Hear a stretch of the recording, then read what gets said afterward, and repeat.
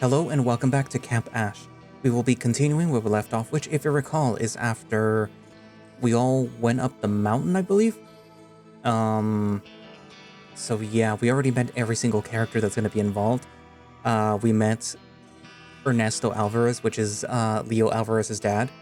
Janice Adler, which is currently dating Chip, which is the main character, Chip Ronson. And Dale Cooper, who is Chip's best friend. We met Duke Tibbetts, which is also one of Chip's friends, and he is the, not the ancestor, what's the other word? Descendant of Clifford Tibbetts. We met Miriam Moore, who is the aunt of Flynn Moore, and we met Trisha Hendricks, who is the mom of Carl Hendricks. And in case you don't know, Chip is the dad of Sydney Bronson. But yeah. And technically, Sydney's mom is the other waitress at the diner who Chip's parents keep telling him, like, hey, you should be dating her instead of Janice. And he's like, no, I like Janice more. But if this ends up following the same timeline of events, which I don't think it does, as Echo, eventually he would have to dump Janice and then, date Eliza? Yeah, I think her name is Eliza. But yeah, anyways, what else? Yeah, they're about to make it to the camp, but shenanigans are gonna ensue. As with most Echo stories, shenanigans. Anyways, so yeah, without further ado, let us continue Camp Ash.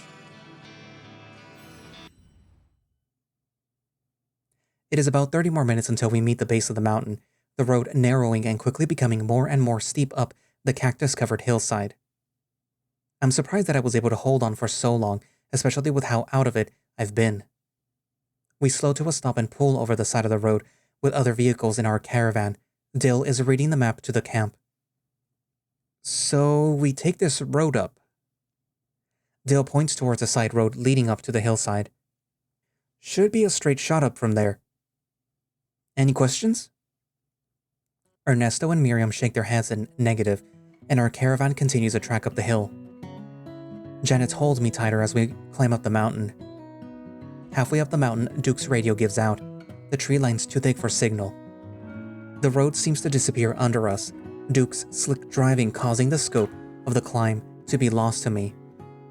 I'm sure that if I look at the ledge, I'll get vertigo, but luckily for me, Janice is on the side, and she's keeping me distracted with how cuddly she's feeling right now.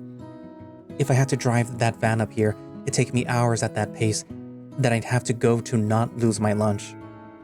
Fuck! Duke yells just after taking a curve a bit too fast. The weasel slams on the brakes and barely keeps us from skidding or sliding over. What the fuck? The road in front of us splits into two. Both paths lead high into the mountain, both away from the cliff face that we were climbing earlier. We step out of our vehicles and onto the side of the road. This the right road, muskbutt? Dale fumbles with the map, trying to orient himself with the compass in his other paw. Definitely. Everything matches. The mile markers, the description of the road, the time it takes. We're only 15 minutes away and it doesn't say anything about two roads. Maybe they converge later on? Like it's a loop and we just gotta take the right-hand side? That doesn't make sense either. He points to a road. Look, they both have dividing lines down their center. They're not one-way roads. Chip. Don't panic. It's okay. Look, we're only 15 minutes away. Why don't we just travel down one for 20 minutes and if we're not there, we turn around and head back to the other road? Sounds like a waste of time to me. You got a better idea? Yeah, the fat ass should read the map better. Duke? Oh my god. Duke, cut this shit. No bullshit here, ma'am. We're lost and it's all Dale's fault. Even if that's true... Hey! You don't have to bring his weight into this, ma'am. Duke smirks, ready for the easiest comeback in his life. Enough! Duke scoffs, rolling his eyes. Just pick something, someone. Let's split up. No way. Hear me out. You and the weasel stay here, and I'll take my motorcycle up the road. He points to the left-hand side. If I'm not back in, say, 50 minutes, you know to take the other road up to the camp. I don't think that we should split up, guys. That still wastes my time.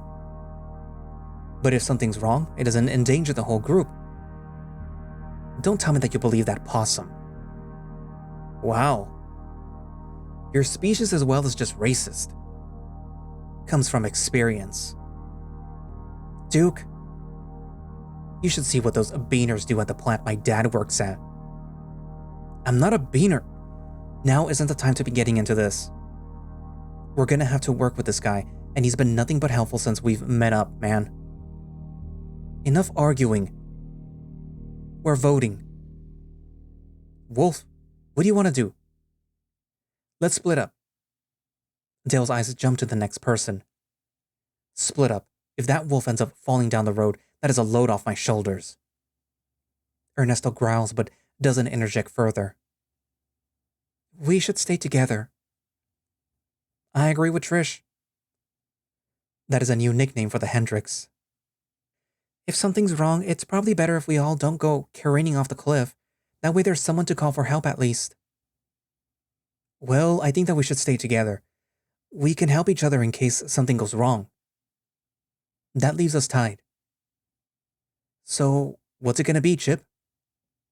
Should we stay together or separate the caravan? Once more, for the route that I am planning to do first, I'm going to split us up.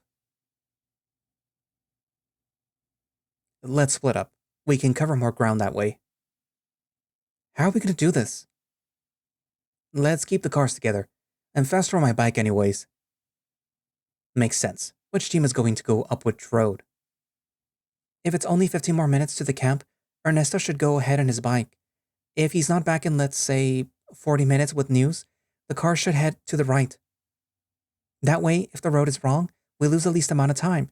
Or if there's something dangerous that way, we know to call for help.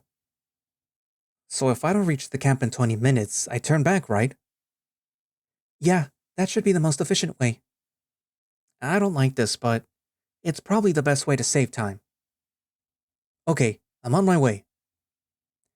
What if it's dangerous? Then it's a good thing that you're sending the Hispania guy by himself. He winks at Dale before starting his engine. See you in a bit. Ernesto accelerates up the left-hand road before anyone else has a chance to respond. We're all gonna die out here, aren't we?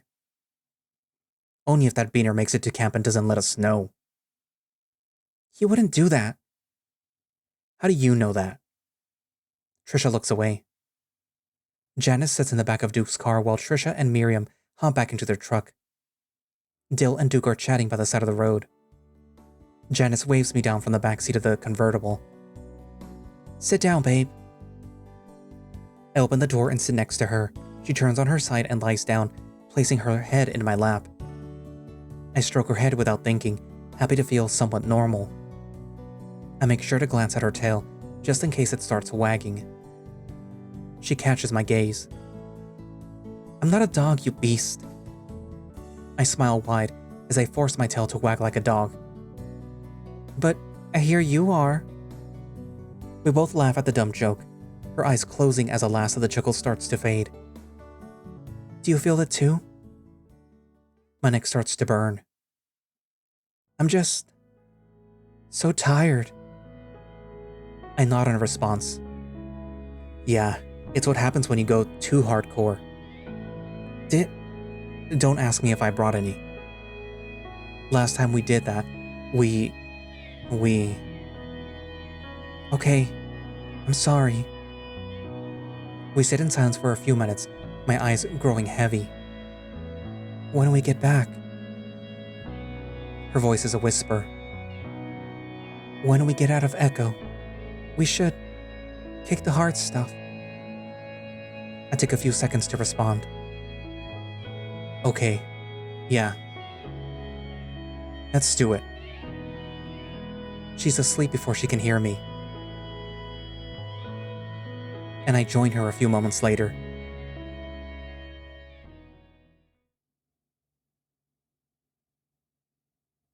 Wake up, lovebirds.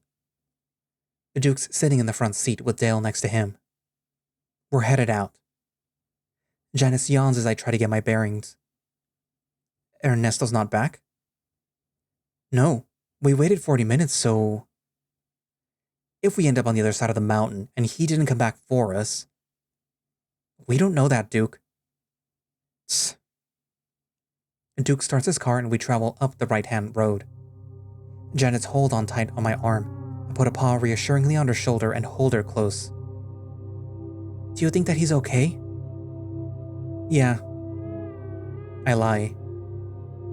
Maybe someone else was lost and he's helping them out. But he's supposed to help us out. We don't really know him that well, do we? He was going to the camp. We don't know who they hired. We're meth heads, and we got the job. He has a point. I don't like it when you guys joke like that. You know, I don't mind pot, but the other shit fucks you up, man. He was just kidding, sweetie. Janice lies. Dale doesn't respond. We're all quiet for the next 15 minutes. Until we come to a fork in the road, Duke slows his car, pulling to one side. There is a road leading up and to the left, and a road leading up as well. Miriam pulls to the other side of the road, a dour look on her face.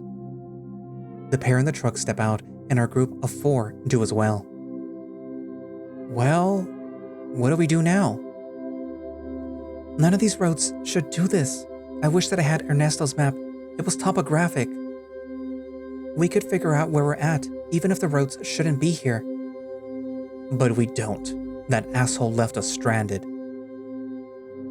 We don't know that, Duke. What if something happened to him? Maybe we should send a car to go looking? It's probably better if we assume that he ditched us. And why's that? Because if he didn't, that means something happened.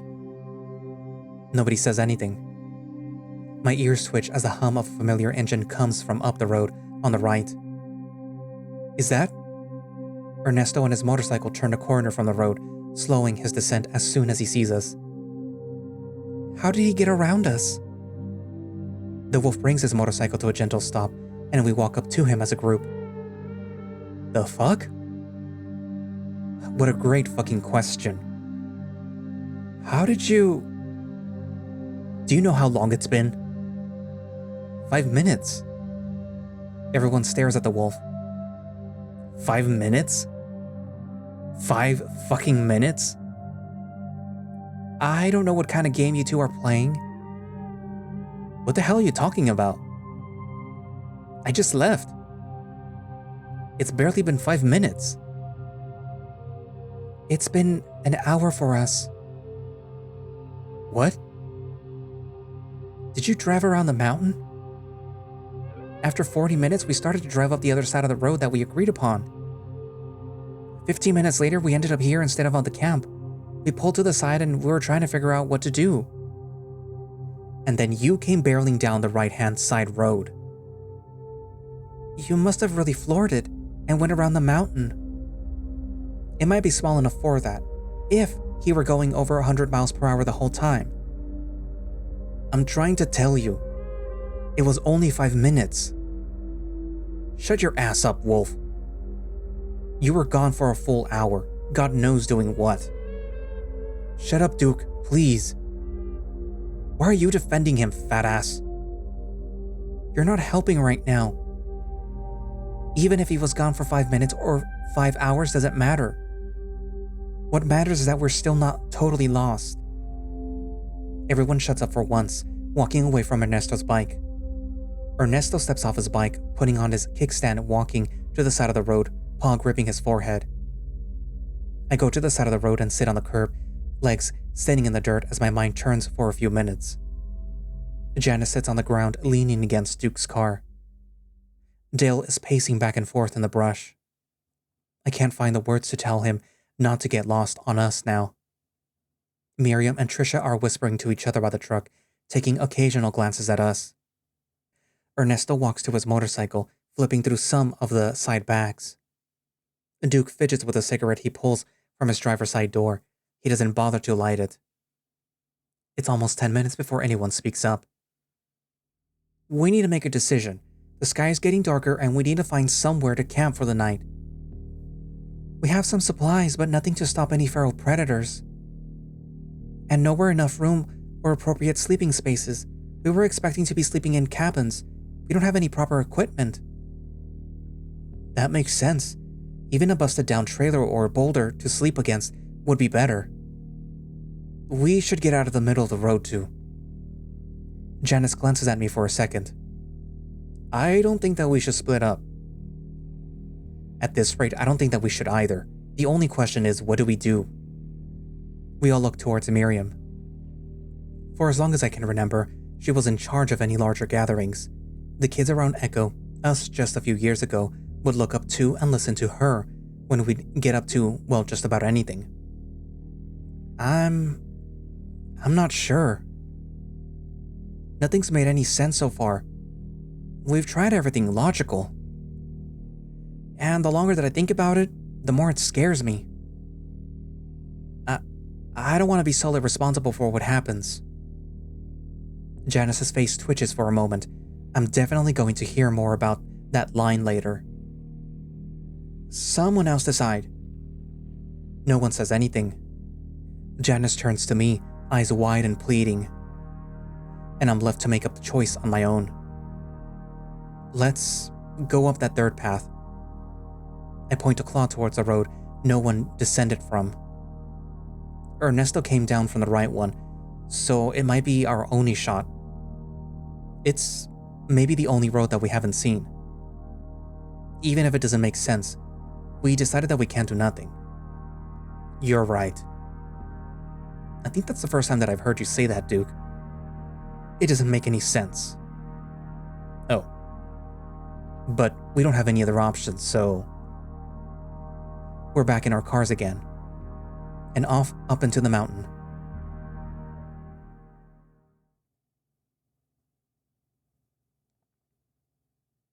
The sun sets on the horizon as the last heat of the summer starts to fade. It's 30 minutes of driving in the dark forest before we see any signs of the camp, anything other than more road. The road transitions from asphalt to gravel. Dale fidgets with the map and his paws. This should be it. Janice squeezes my paw. Duke nods and focuses back on the road. In just a few seconds, the road turns and we're met with a wooden fence and sign. Camp Ash. We pass under the sign and into a looping driveway meant for drop-offs. There is a long building next to the driveway. A few scattered cabins sit behind it, with more log buildings sitting further behind us as the camp becomes more and more hilly. Jesus. God, we finally made it. A few parking spots line the far most end of the driveway.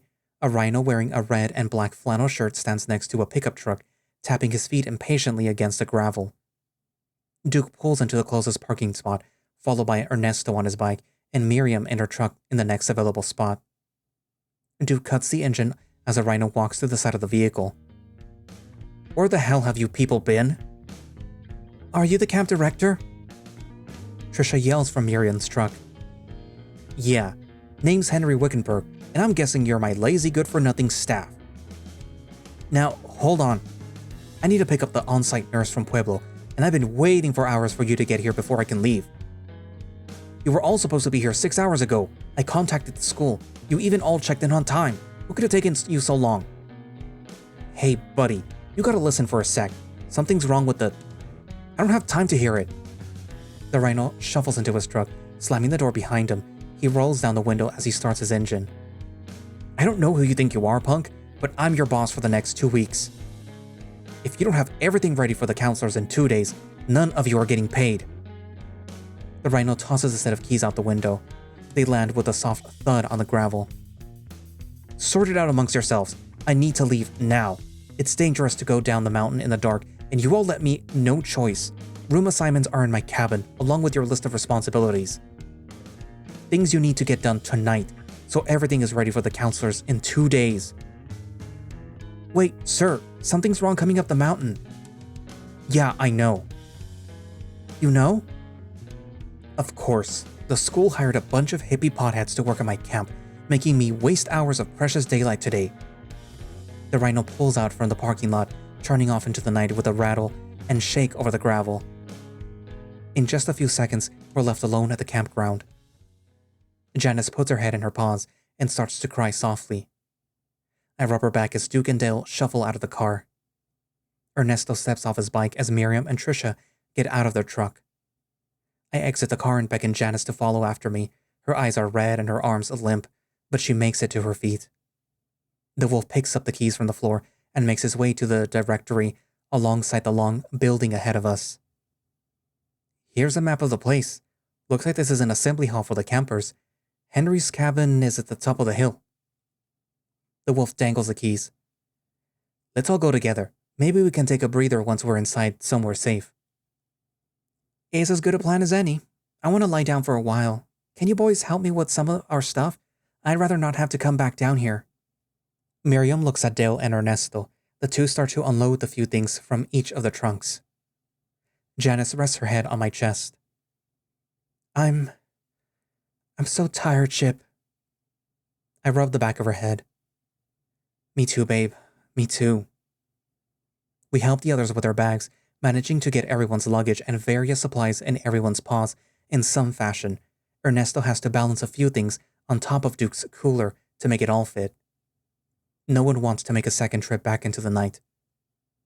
The moon lights the campgrounds above us, with only a few buildings having electricity running to them. We make our way past the long assembly building and out into an open field. A dirt path forms a semicircle around the field. Small single-room cabins dot each side of the path. These are the camper cabins. We make our way to the far end of the path and up a small set of steps to another level of the hill. A large central building sits lit by a soft glow of cheap lighting. That's the mess hall where Janice and I are going to be working. The path splits in two, a sign to the left reading Lake and Boathouse. We take the right-hand side path, passing a few small buildings. The cluster of buildings on the left are the counselor buildings and the craft buildings. The other one is the nurse's office. We continue along the path, a few signs letting us know that this area was for staff only. We pass by two sheds on the right-hand side. As we crest the final hill up a few more steps, a stone fire pit sits surrounded by the dirt path in the small clearing. Two smaller wooden cabins sit on opposite sides of a larger main building, Wickerburg's cabin. These are the staff quarters. Should we split up into them? I don't want to separate just yet. Let's get situated in the main building first. We're all tired and still pretty spooked, I'm sure. Our group makes it to the front of the two-story log cabin. Its material is newer than the counselor and cabin buildings. Light filters from behind curtains through large glass windows surrounding most sides of the buildings. Ernesto and Dale set down their heavy loads, the wolf taking the keys from his pocket and attempts to open the cabin. After a few tries, he succeeds and we walk inside. The building is grand. The bottom floor consists of large, comfortable furniture situated in a circle around each other. A kitchen and dining table are tucked underneath the wooden stairs leading to the second floor. The second floor consists of a balcony that wraps around the edges of the walls, with doors leading into rooms behind it, giving the cabin an atrium aesthetic. Oh, thank God. Air conditioning. It's cold inside and the soft rug feels good against my aching paws. Hunting trophies and paraphernalia line the walls. I wonder how Trisha feels about that. We pile our bags up in a corner and take seats around on the furniture. Ernesto and Dale flop down on a couch next to each other, Miriam taking a beanbag and flopping over it. Janice lies down on an extended futon, and I take the seat next to her. She cuddles up next to me. Duke turns a chair around and sits on it, back off the chair facing us as he slumps his long, stretchy torso over it. He flops there, looking kind of like a hanging towel. I guess it's comfortable for his species. Trisha snoops around the kitchen instead of resting, bringing back a stack of papers after a few minutes. Looks like we're staying in the staff cabins just outside. It's split by men and women, so there won't be too much hassle. She takes a moment to flip through the stack. And here's everyone's list of duties, though we're not gonna get all of this done tonight. Just pass it out. Duke manages to mumble out while his head hangs limply and facing the ground. First is head chef. Dale raises a paw and Trisha trots over to him, passing the otter his paperwork. Ernesto goes through the keyring and takes a key off and passes it to Dale. I'll pass out the keys to the buildings. Lunch aide? That's me. Outdoors instructor? Over here. Groundskeeper? Me. Figures. Ernesto growls, but Trisha powers through the interruption. Swim instructor? I raise my paw and everyone else except for Trisha rolls her eyes. Arts and craft is mine. She slides the paper to the back of her stack. And nurse's aide. Duke grabs the paper from Trisha from his prone position. Ernesto and Janice chuckle. And what's so funny about that?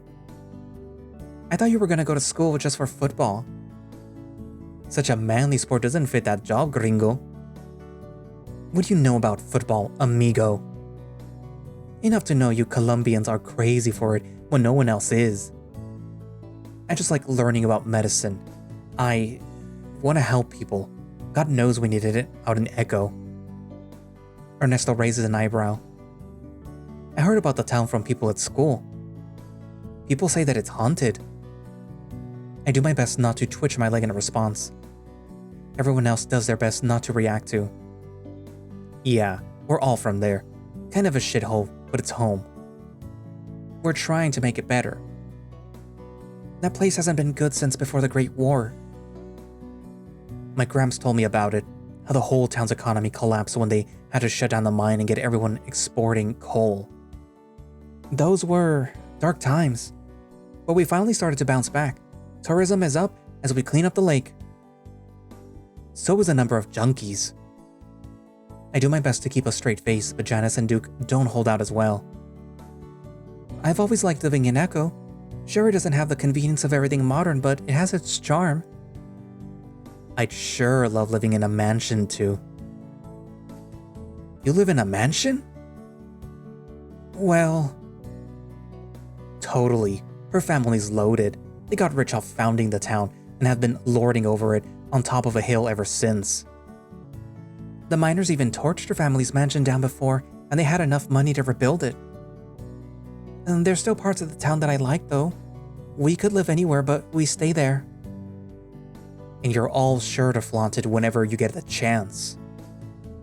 That's not fair, Duke. She was only talking with Ernesto. We all know your grandpappy drilled into your head over and over again about how fucked up everything is and how it's everyone else's family's fault. But that wasn't Trisha herself, man. Of course the two of you who come from money have it as just as easy as a Hendrix. Are you serious right now? We don't have money, man. The Moores and the Coopers? Really? Duke turns to Miriam. Your family has practically ran the town once the Hendricks shit the bed. And you, fat ass? Your dad had enough money to open a diner, got it lifted right off the train tracks and placed on the main road for cheap. You haven't had to worry about money for your whole life. Money I work for, money my mom and dad work for every day. That's still money. Guys, chill out. I just wanted to know about Echo. It sounded groovy from what I heard around school. Duke grumbles to himself, heeding Ernesto's word for once. We're stuck in an uncomfortable silence again. What brings you to the States, Ernesto? Janice breaks the tension after a few minutes.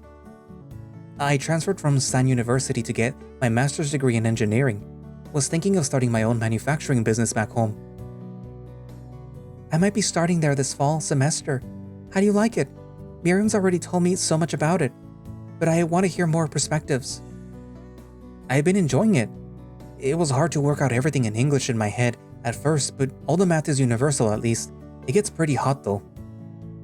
What species are you? Haven't seen any wolffolk with those kind of crazy colors before. Oh.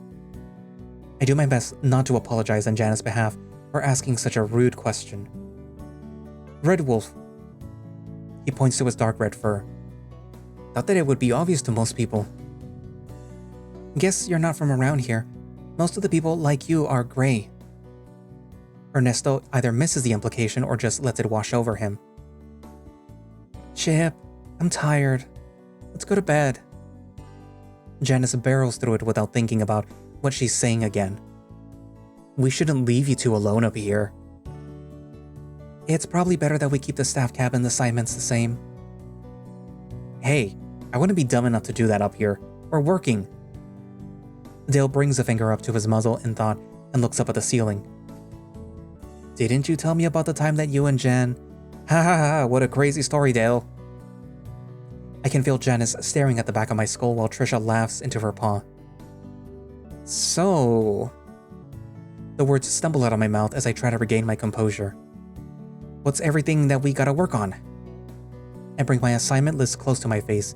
The words are too close to read. Everyone starts to read their jobs for the first time since arriving. Shit, this is a lot. We're definitely gonna have to do some of this tonight. And go back outside? Well, despite it being weird, nothing bad actually happened. But it was so weird. Dale's right. I'm still freaked over it. Yeah, but we need our money. That asshole said that he's not gonna pay us unless everything is ready for the counselors. We were supposed to be here earlier. It makes sense that he'd want us working right away, especially with how much the pay is. Ah, shit. We can stick together. Let's stay in groups of at least 2, and try not to go further than we need to for tonight. I'm still pretty hungry. We could all use something to eat. I have stuff for the bonfire tonight. We can use the pit out front. A few beers will take the edge off too. Oh, you guys bought booze? It's okay if you don't want to have any, Trisha. I don't want you to feel like we're making you.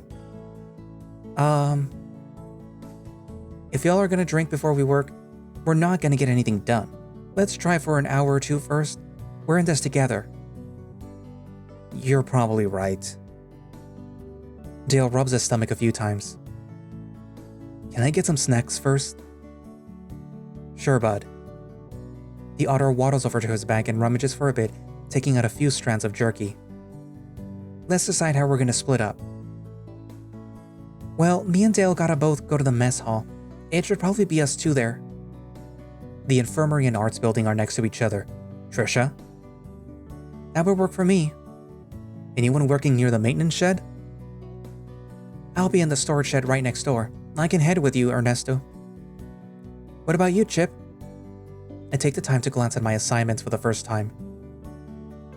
I'm at the boathouse, on the opposite side of the camp from everyone else. How about you go with one of our groups, and we can help you in the morning then? Yeah, it's not safe for non-aquatics near the water at night anyways. It's probably darker than Lake Emma out there too, at this time of the night. Okay, sounds good. We pass out a few lanterns and flashlights that we find in the cabin and get ready to head out. Who are you going with, Chip? Which group should I go with tonight? Well, for this playthrough, I will have to go with Dale and Janice to the mess hall. If you haven't already noticed that I'm probably going to go with Janice first, as a first character, because at the time of recording, I believe only Janice, and I think 2 other characters are the only ones that currently have their routes finished, and I believe Miriam, Ernesto, and Dale are not currently finished. So I think Duke, Trisha, and Janice are the only ones that are ready? I forget. Anyways, but I'm doing Janice first. For obvious reasons, I mean, come on. I'll go with Dale and Janice. It'll be just like hanging out at the diner. Sounds good. We'll see you in about 2 hours back here. The pairs head out before us, as Dale finishes his strip of jerky. You're gonna do more work than at the diner. Of course, babe. I'm still a bit nervous about going out there. Something isn't right and we're all barely acting like we care. We need the money. Was the van more than you thought? It sounded like you were going good on the money before it. Fuck, of course he would bring it up again. It's the only thing me and Jan were talking about for a while. He's just trying to help me out is all. Doesn't my dad pay you good money, Janice? Of course, sweetie. Just some stuff at home with my parents is all. I think they're finally starting to get old. If you need more shifts, you can always ask. We don't have to always split the tips either. I'm all good. I'll land on my feet after this job, and Chip's help. That's why we're here after all. Okay. I pat his back a few times, giving him a reassuring smile. Come on, bud. Let's get this taken care of. I'm looking forward to that bonfire. Maybe we can finally catch some fish to roast from the lake. Dale sticks his tongue out the side of his mouth, likely imagining the taste of a freshly caught lake fish. Especially if the water was cleaner than Lake Emma. Let's get to it then. The other otter is the first one out the door. Me and Janice follow, averting each other's gaze on the way out. It's easier going down the hill, especially without carrying as much luggage as I could handle. It's just a few minutes until we're at the mess hall. Dale takes out the keys Ernesto gave him and opens the door to the old building. The smell is musty and stale, but otherwise clean. Janice turns on her flashlight and scans the walls, finding a light switch. She scurries up to it in the dark and flicks it on. Rows of tables with attached benches line the room in an orderly manner. On one of the far walls, the kitchen and the service counter sit. We make our way over while Janice reads over her duties a few times. I gotta get everything washed and ready for tonight. Set up a good flow for our head chef. I'm gonna need to inspect the ingredients and test out the equipment. There's nothing as fancy as a diner, but there's more of it. It sounds like it'll take you longer, babe. I'll get started washing dishes with you. Janice starts gathering the leftover cook and dishware as I set up a 3-basin sink. I've jumped back behind the counter enough times to help both of them, and it's practically second nature to me. We get into a rhythm soon enough between the basins. It won't be so bad once the kids get here. Looks like they'll be in charge of washing those dishes, and me and Dale only gotta worry about the actual cooking stuff. I might make the counselors clean up the dishes till then. She chuckles as she places another plate in the second basin. I have it in my paws a few seconds later, getting it ready for the rinse portion. The dish soap stings my cracked paws. I massage the back of my paws, rubbing gently over the bruised webbing. Janice looks down at my paws and winces. She looks away from me, but not before I manage to catch a single teardrop from her eye. She mouths a few words, but I'm not paying enough attention to her to notice.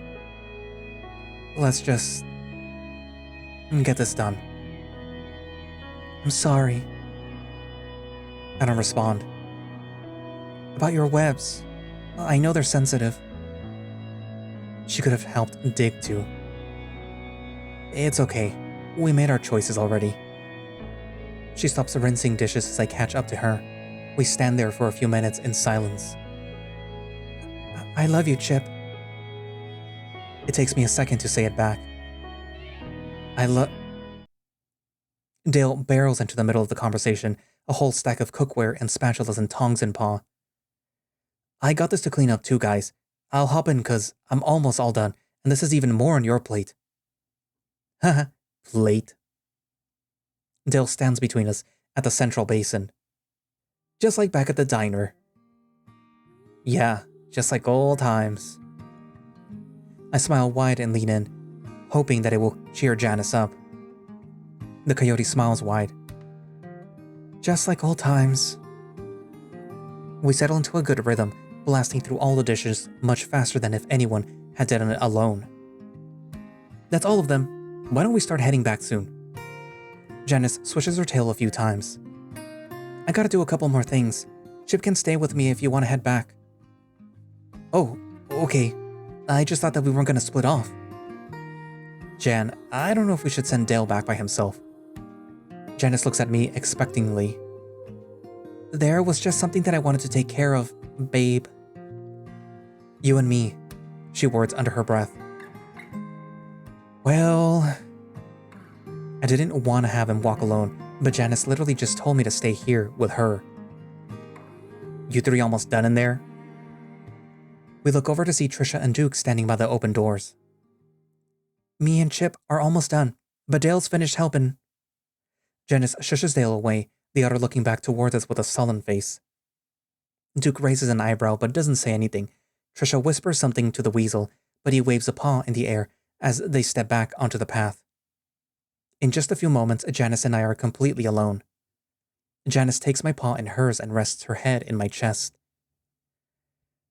I just wanted to hear you. I hold her close as we take in a few minutes of silence that we have. Babe, I think we need to talk.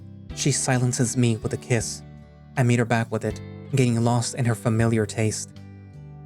It's always so easy to lose myself with her. I promise you, babe, after this is done, we'll be right back out in Echo, and we can talk. It feels like I'm being strangled here. Like it's happening again and again, and I can't even scream. Tears are pouring down her face. And it makes me not want you. I want to hold you and I want you to say that it's going to be okay. And I want to forget all of it and I just want to be with you. But every time that I look at you, she takes a few steps back from me, straightening her clothes and wiping her eyes. I just keep seeing him again. The look on his face when we... I pull her close this time. She flinches and I loosen my grip on her. She's half saddled in my embrace, half trying to move away. I don't know what to do about that, babe. I don't know how I can help you. She shivers and steps away from me, turning her attention towards the cabinets. I don't know how I can help us. I thought coming here and doing this and being here with you was it. I thought that's what you wanted. It's not. It's why I didn't tell you me and Dale were going. Not until I had to. What are you saying, Jan? I turn her around by the shoulder and take both of her paws into each of mine. She doesn't pull away until she looks down at my paws and winces at the gashes in the webbing. I don't stop her as she walks away with her back turned away from me.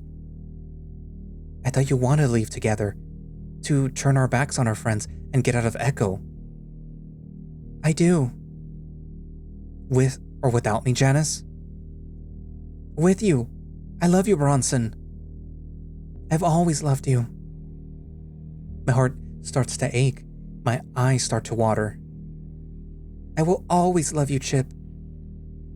But I'm just so confused right now, so unsure of what's real and or not anymore.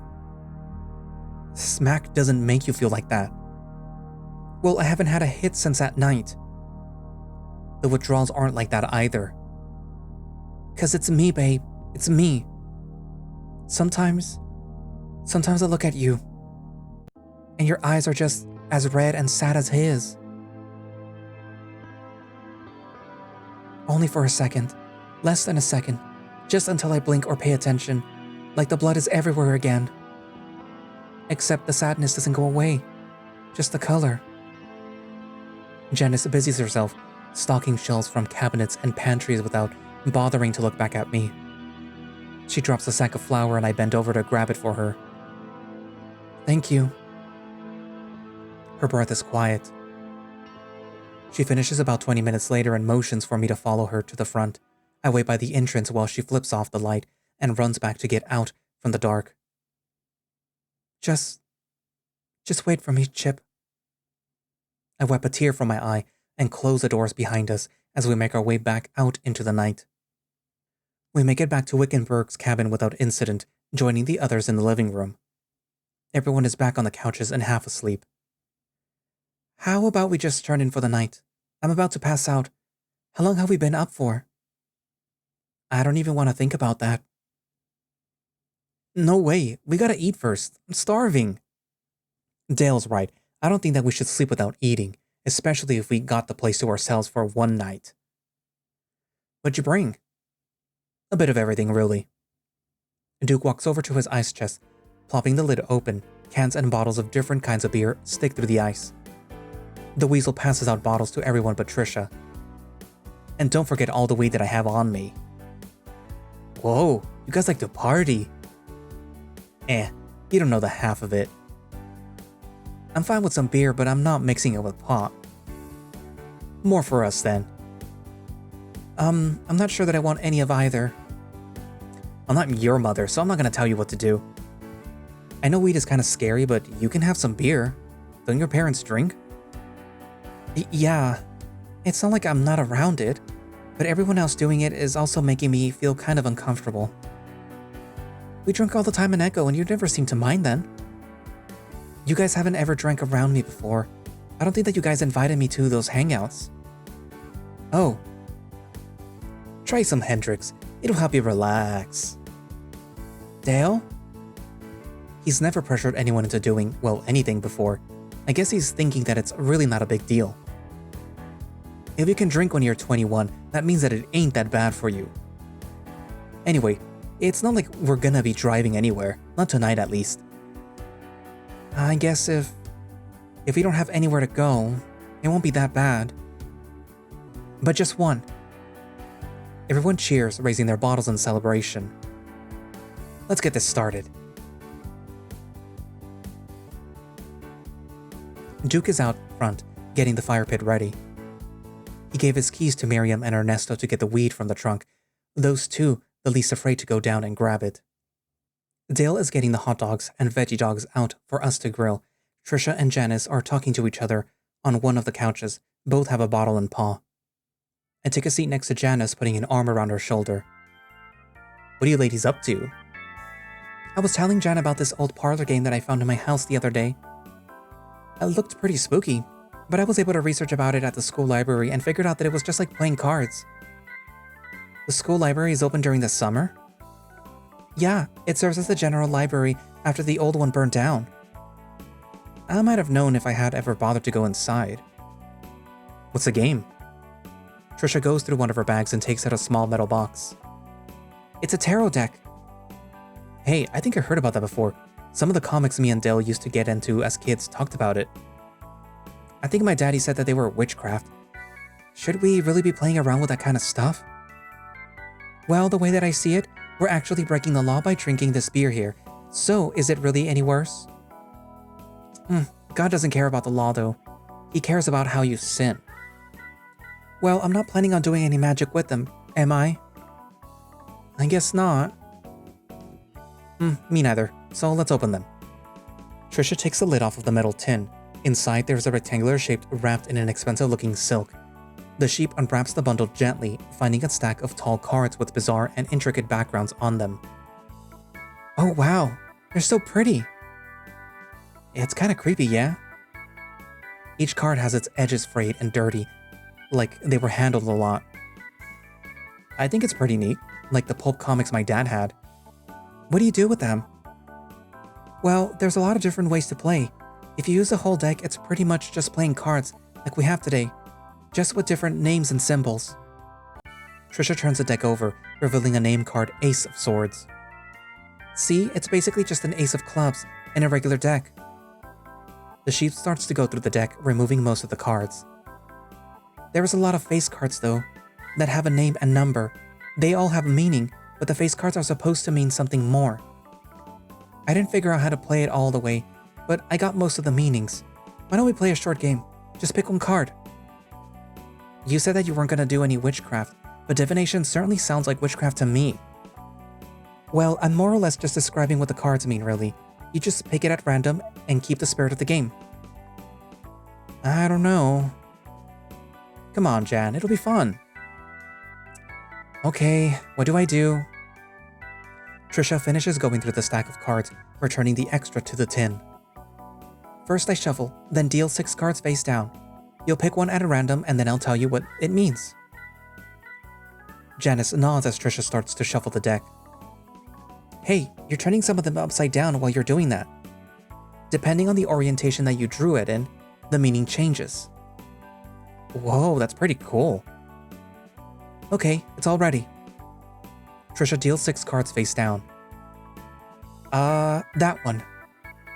Janice points towards the leftmost card. Trisha flips it over, revealing an upside-down picture of an otter sitting on a crescent moon. Oh. What's that say? The moon? What's it mean? Well, the upside-down moon has a couple of meanings. You might be anxious or afraid, after your choice or events in your life. About how you might be holding things deep down, deep where no one, not even you, can feel or see them. Even seeing it like this can be confusing or disturbing. Ah! Janice slaps the card out of Trisha's paw. I knew that I shouldn't have done this devil crap. I should have listened to my daddy. I'm sorry, Chip. I bend down to grab the card for Trisha. Don't be. If she's always listened to her daddy, she wouldn't be dating me. I take a long sip of the bottle, finishing off the rest of my beer. I stand up to get more from the cooler. You want another one? Trisha takes a moment to look at her beer bottle and thinks. She chugs the rest of it in a few seconds. Yeah, why not? I fish around in the ice for more, the cold feeling good in my paws. I open one with the bottle opener that's placed nearby and bring it back to Trisha. What about yours? I break the seal with my sharp tooth, tossing the cap aside. Haha, how cute. She brings a paw to her maw as she says it, cheeks going red under her white fur. Mine matches hers from the alcohol as I take a few drinks from a freshly opened bottle. How about it? I want to play. Okay. Trisha fumbles with the cards, giving them a good shuffle after a few seconds of stumbling. Let's play with a different version. The sheep deals 6 cards again, this time all with the artwork shown up instead. Whoa, they're all facing forward this time. How crazy. Choose your fate, Chip. I'll explain to you what it means. Now here's where I'm going to leave it. Mostly because this is actually the route selection screen. And as a forward, I guess, or whatever, I'm going to be doing obviously Janice first. And then I'm going to be doing the other 2 routes which are currently available. But I know for a fact that Ernesto is not available. And I believe Miriam isn't available either. I don't remember which is the 3rd one. But I think this one and Duke or this one are currently available, but I forget again which is the other one. But I'll find that out later. But yeah. Anyways, as you can see also though, each character also has a card that represents them and what may or may not actually happen in their route. With Janice, which is the one that I'm going to start with first, being the devil. And we can probably guess what's going to happen or what it involves. Because if you've read Echo and any sort of supplemental Echo material, you know more or less what happened between these two and the guy behind them, which is Sam Ayers. So there is something, as you can see from the picture, if I would stop hovering over it, what is sort of connecting them and why Janice is the way she is. But yeah, you can kind of guess where that route is gonna go. And probably with the rest of them too. With Miss Hendricks, which is the mom of Carl Hendricks, by the way, being the High Empress, and it kind of the High Priestess, I mean. It kind of makes sense because in the Echo proper, she was the one that was writing the history of the Hendricks, and she uncovered the truth about Hendricks the First being in a relationship with John Begay, and then there possibly being some sort of like scandal revolving kids, and maybe the fact that Mr. Hendricks the First might have done something to those kids. You know. But anyways, so yeah, I'm looking forward to reading all of them. This being Duke, this would be the, he's related to Clifford Tibbets, by the way. What else? What other little bits of lore can I drop? This character here, Dale, is actually in Echo, but he's only really mentioned as being the only other otter living in Echo, aside from the Bronsons and the Hunters, which would be, Chase's family. But yeah, anyways, you can also sort of guess that there was something going on between these two already, but not explicitly stated or not really you know, they hadn't said it yet. They hadn't done anything yet, but they were really, really, really comfortable in each other's company. But yeah, anyways, it's also kind of funny that Miriam follows the sort of like the role that Flynn had in that friend group, because Flynn was the oldest character out of that whole friend group, followed by Leo, who was the second oldest. And being the oldest, he was sort of like the de facto leader until Leo sort of took it upon himself to be like, I'm gonna protect all of you guys after Sydney died. But yeah, in this friend group, she's the oldest, and also she's sort of like the one that defaults to being the one to say like, oh, we're gonna do this, we're gonna do that. But anyways, yeah. So expect shenanigans happening in all of these guys' routes. But anyways, so yeah. Like I said, this is where I'm gonna leave it. And I hope that you're excited to see this Echo fan story as it develops. But anyways, yeah, so thank you all for watching / listening. If you would like to play... What was it called again? If you would like to play Camp Ash, you can do so by going down into the link in the description, which should have a direct link for the itch.io page, where you can download and play the game yourself. If you would like to support the project, I don't know if they have any form of support. Because as a fan project, it is kind of like a gray area where you're like, you can't really make money off of it, or at least Cycles doesn't, which is, you know, the one that revolves around Leo and the hyena Tanner. So if they have any form of support, I will link it down. If not, then oh well. Like I said, 3 routes are already done. The other 3 are already being worked on, and they actually, not that they're going to be done soon, but they're being done soonish, sooner than we expect. They're not like super, super long routes, but they do have a good enough amount of content for, you know, to keep you guys entertained. So yeah. Anyway, so all those links down in the description. And if you would like to support the channel, you can also become a channel member, which gives you earlier access to the videos as they're being scheduled, and it does help support me and, of course, the channel. And if you would like to support through Ko-fi instead, you can do that. And if you're feeling extra generous or whatever, I do have a throne. I have stuff on there that I would like.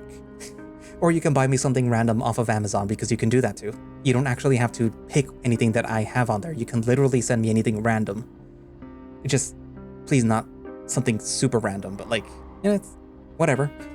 Whatever your crazy kooky minds, you know, can find and can afford. Anyways, but yeah, so I guess that's it for now, and I will see you guys in the next video. Bye-bye.